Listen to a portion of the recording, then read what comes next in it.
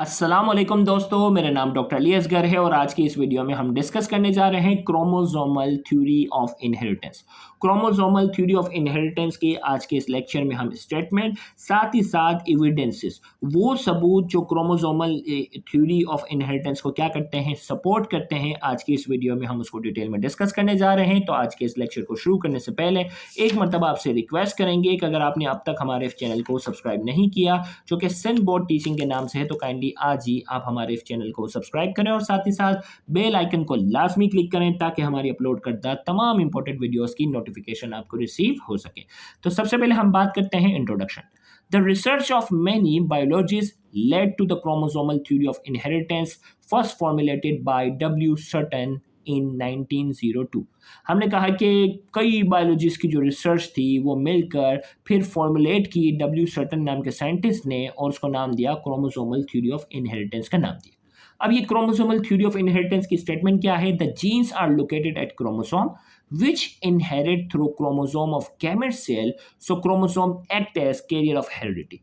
भाई chromosomal theory of inheritance क्या कहता है? The gene are located at chromosome. Gene जो होते हैं ना, जीन क्या है? Basic unit of inheritance. याद रखिएगा, मैं हमेशा क्रोमोसोम वाले चैप्टर से पहले जेनेटिक्स करा देता हूं क्योंकि इसमें आगे कई एग्जांपल ऐसी आती हैं जो आपको जेनेटिक्स वाला चैप्टर कर चुके हो तो आसानी रहती है। तो जीन वाला तो पूरा चैप्टर कर चुके हैं। तो जीन क्या है? Basic unit of inheritance.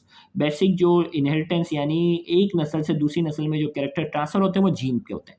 अब ये थ्योरी कह रही है the gene are located at chromosome. Gene जो है वो क्रोमोसोम पे होते हैं। Which inherit through chromosome of gamete cell. और ये क्या होते हैं? एक नस्ल से दूसरी नस्ल में क्या होते हैं? मुंतकिल होते हैं। Through which inherit through chromosome of gamete cell. Gametes जो होते हैं ना, गैमेट सेल यानी स्पर्म और ओवम के जो गैमेट्स होते हैं उससे एक नस्ल से दूसरी नस्ल में मुंतकिल होते हैं। So chromosome act as a carrier of heredity. लिहाजा क्रोमोसोम जो होते हैं वो हेरिडिटी, विरासत जिसे हम कहते हैं उर्दू में, यानी एक नस्ल से दूसरी नस्ल में कैरेक्टर ट्रांसफर करने का सबब बनते हैं।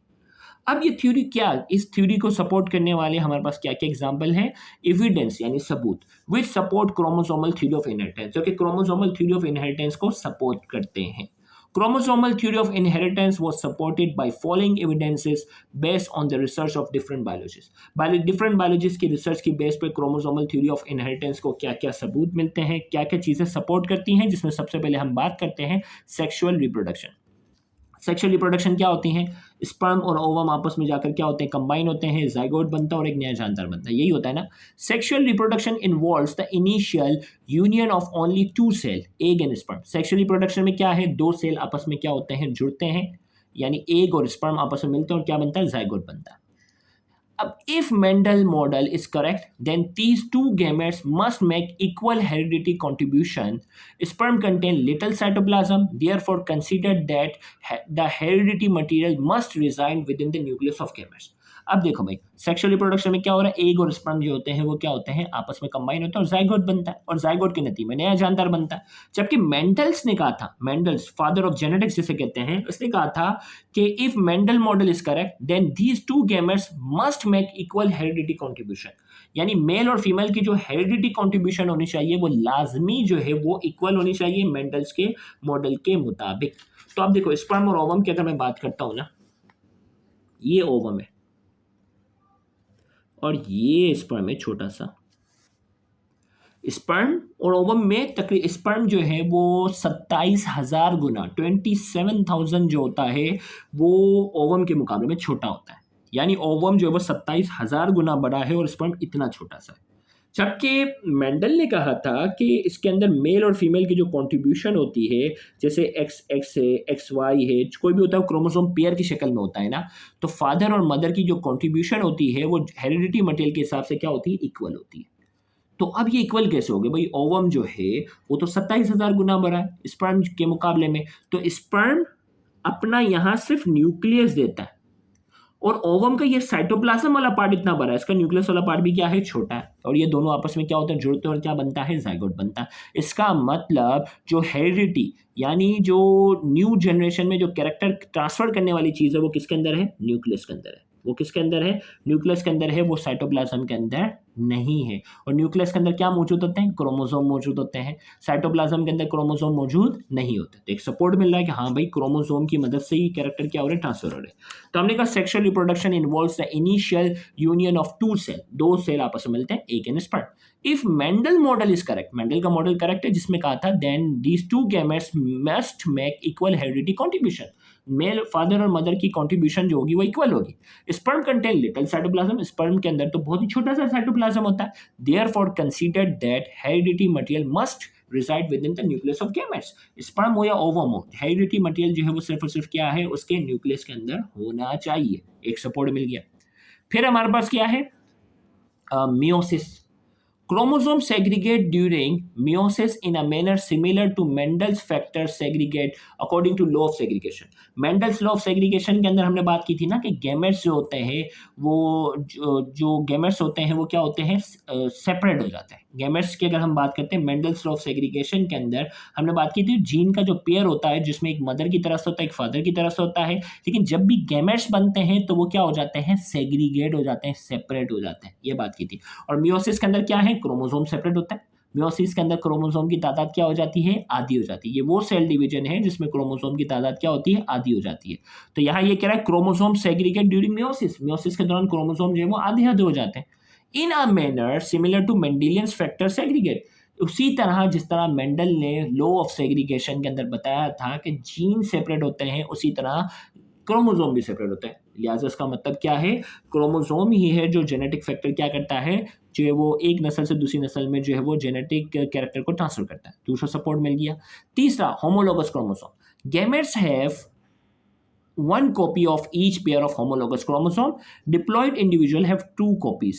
गैमेट्स जो होते हैं ना, इसके पास होमोलोगस क्रोमोसोम की एक कॉपी होती है, जबकि डिप्लॉइड एक आम जानदार होता है उसके पास क्या होती है? दो कॉपीज होती हैं, यानी एक कॉपी उसके पास माँ की तरफ से होती है और एक क्या होती है? फादर की तरफ से होती है। जबकि गैमेट्स के अंदर क्या है? एक ही कॉपी होगी, क्योंकि वो गैमेट्स फॉर्मेशन के दौरान क्या हो जाते हैं? सेपरेट हो जाते हैं। In Mendelian's model gametes have one copy of the factor while diploid individual have two copies. और मेंडल ने भी यही बात बताई थी, मेंडल्स ने भी यही कहा था भाई गैमेट्स फॉर्मेशन के दौरान क्रोमोसोम्स की जो है वो बाकायदा क्या है? एक पेयर मौजूद होता है गैमेट्स के अंदर, जबकि एक जानदार के अंदर डिप्लॉइड क्रोमोसोम की बाकायदा दो दो कॉपी है। मेंडल ने भी यही कहा था गैमेट्स फॉर्मेशन के दौरान जो है वो फैक्टर जिसे मेंडल ने कहा था उसकी एक कॉपी गैमेट्स के अंदर होती है और एक जानदार के अंदर दो कॉपियां होती है। तो ये भी एक सपोर्ट हो गया कि ये तो क्रोमोसोम को फेवर में जा रहा है। और फिर हमारे पास आता है metaphase plate. During meiosis each pair of homologous chromosome orients on the metaphase plate independent of any other plate pair।